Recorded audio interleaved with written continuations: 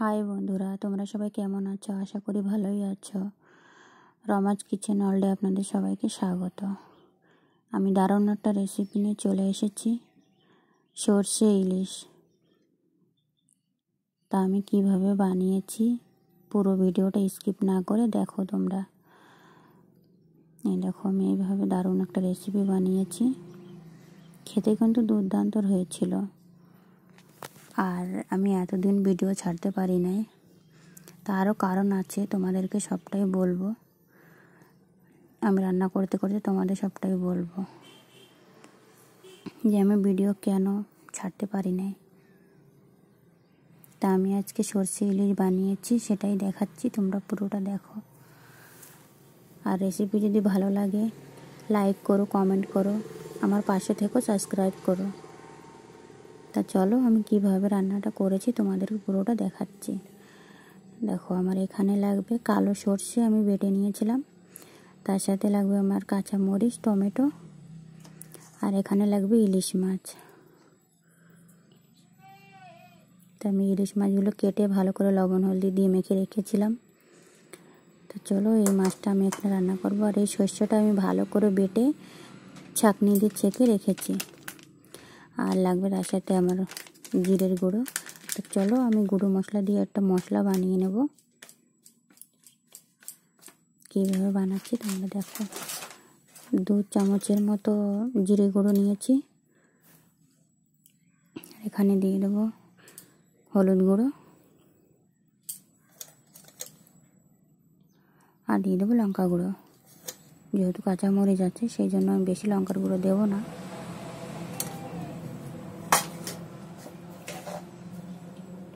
লবণটাও দিয়ে দেবো। আর এখানে দিয়ে দেবো জল দিয়ে ভালো করে মশলাটাকে বানিয়ে নেব। চলো, আমার রান্নার জন্য এই উপকরণগুলো হলে হয়ে যাবে, ঘরোয়া উপকরণ। চলো আমি চুলায় কড়াইটা বসিয়ে দিয়েছি, মাছগুলো হালকা ভেজে নেব।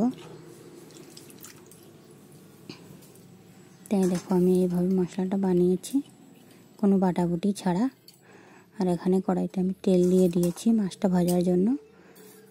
আমি সরিষার তেল দিয়েছি, তোমরা চাইলে রিফাইন বা সাদা তেলও ব্যবহার করতে পারো।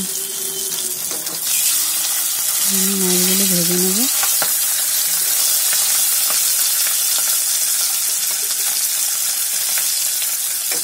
বেশি ভাজবো না, হালকা করে ভেজে নেব।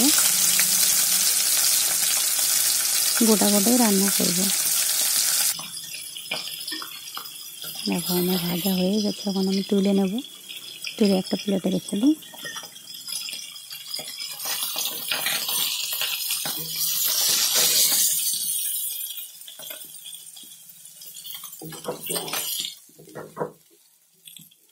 আর যে কটা আছে সে কটা ভেজে নেব।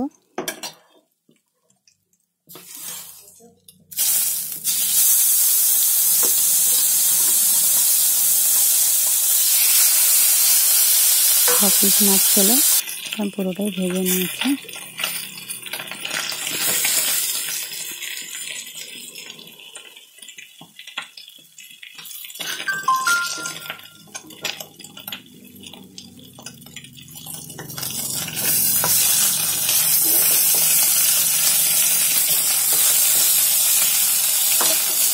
মাছ বেশি কড়া করে ভাজবো, তখন দাদাভাই খাবে এগুলো, সেই জন্য একটু বেশি কড়া করে ভাজা হবে। তো চলো এবার তরকারিতে আমি বসিয়ে দেবো। মাছ ভাজা কড়াইতে দিয়ে দিচ্ছি সরষের তেল। দেখো আমি মাছগুলো ভেজেছি, দেখতে পাচ্ছি একটা মাছ আমি বেশি ভেজেছি, সেই জন্য ওটা তোমার দাদাভাই খাওয়ার জন্য। আর এখানে ফোড়নে দিয়ে দিয়েছি আমি কালো জিরে, আর দিয়ে দেবো 2টো শুকনো মরিচ, শুকনো মরিচ, কাঁচা লঙ্কা দিয়ে দেবো।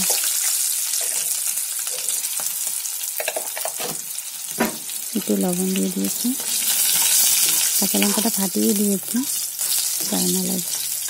আর ভালো একটা সেন্ট বেরোলে তারপরে মশলাটা দিয়ে দেবো।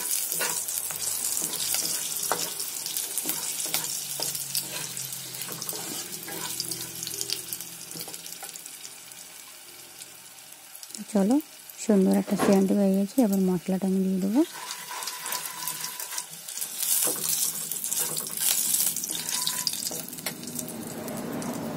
যে মশলাটা বানিয়ে রেখেছিলাম সেই মশলাটাই দেবো।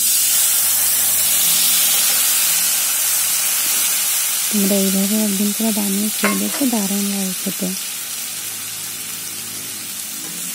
আর এতদিন আমি ভিডিও কেন ছাড়তে পারিনি তোমাদের বলছিলাম, প্রচণ্ড জ্বর আমার এসেছিল।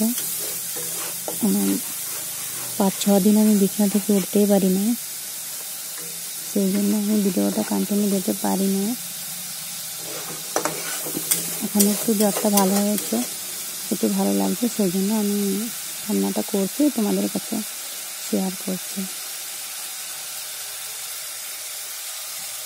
দিয়ে দিচ্ছি কেটে রাখা টমেটো,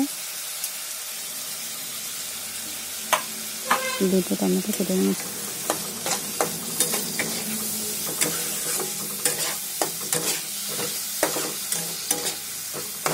ভালো করে তো মিশিয়ে নেবো, নাড়াচাড়া করে নেবো। ঢাকা চাপা দিয়ে টমেটোগুলো সেদ্ধ করতে দেবো। নরম হয়ে গেলে, টমেটোটা অনেকটাই নরম হয়ে গেছে, এখন ভালো করে মিশিয়ে নেব।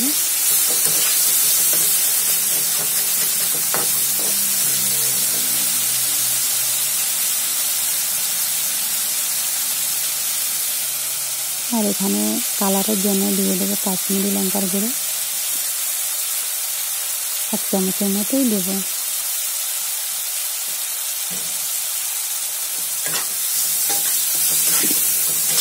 ভালো করে ভেজে নেব, সুন্দর করে তেল ছাড়া অবধি কষাতে হবে।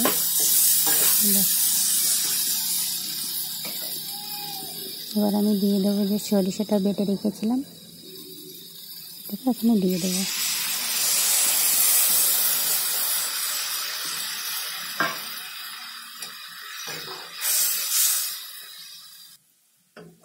ভালো করে কষিয়ে নেব।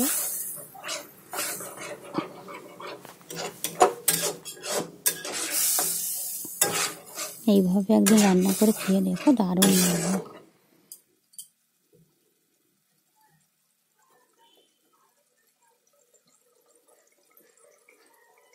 এখানে দিয়ে দেবো ভেজে রাখা মাছ। যেহেতু ইলিশ মাছে বেশি কাটা, সেই জন্য বেশি পরিমাণ ঘাটাঘুটি করব না। যত বেশি ঘাটাঘুটি করবে ততই কাটা বেরিয়ে যাবে, খেতে ভালো লাগবে না, কাটা কাটা লাগবে। এখন জাস্ট অল্প একটু জল দিয়ে দেবো।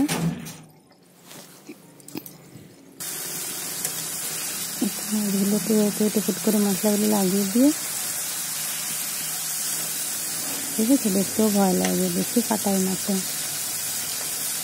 খেতে কিন্তু স্বাদ লাগে, একটু কাটা বেশি। এই কথাই বলে না, যে মাছে কাটা বেশি সেই মাছ খেতে দারুণ।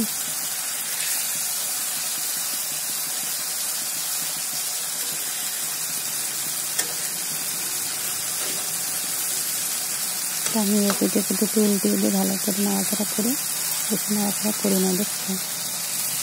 আর এখানে সরিষা বাটা জল, বাটি ধোয়া জল একটু দিয়ে দেবো,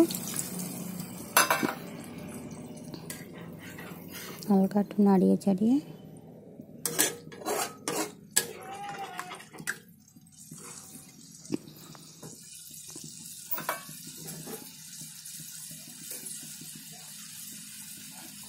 আর একটু জল দিয়ে দেবো। আমি 1.5 বাটির মতো জল দিয়েছি। চলো, এবার এতে দিয়ে দেবো আমি কাঁচামরিচ, চিড়ে রাখা কাঁচামরিচ দিয়ে এবার ঢাকা চাপা দিয়ে হতে দেবো। 6-7 মিনিট ফুটে গেলে হয়ে যাবে রেসিপিটা। আর একটু চিনি দিতে বাকি ছিল, যেহেতু আমি সরিষা বাটা দিয়েছি সেই জন্য আমি চিনিটা অল্প একটু দিয়েছি। এবার ঢাকা চাপা দিয়ে হতে দেবো।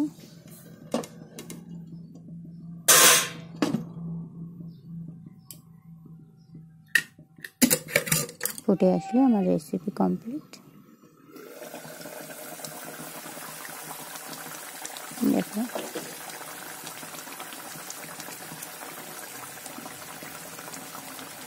বেশি নাড়াচাড়া করা যাবে না, সেজন্য কেমনভাবে নাড়াচ্ছি দেখছো, ভেঙে যাওয়ার ভয় থাকে।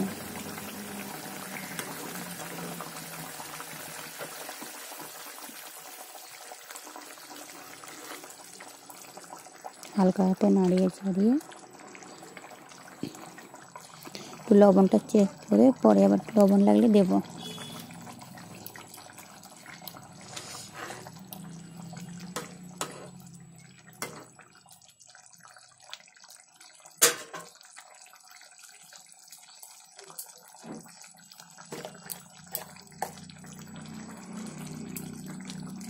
আর একটু লবণ লাগবে, সেই জন্য আমি লবণটা দিয়ে দিয়েছি। আর এখানে দিয়ে দেবো আমি গরম মশলার গুঁড়ো।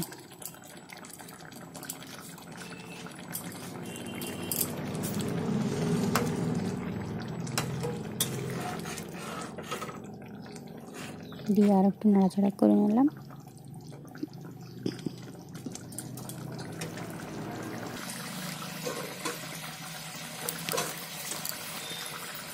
দিয়ে দেবো কুচানো ধনেপাতা।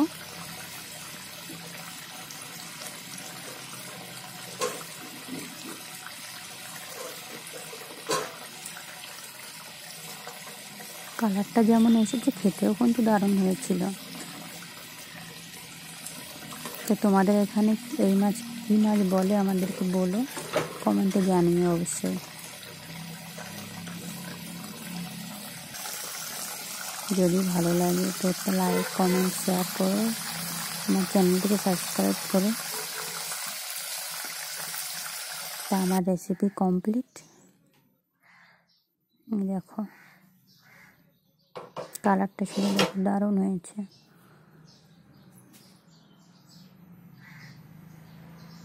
সর্ষে ইলিশ।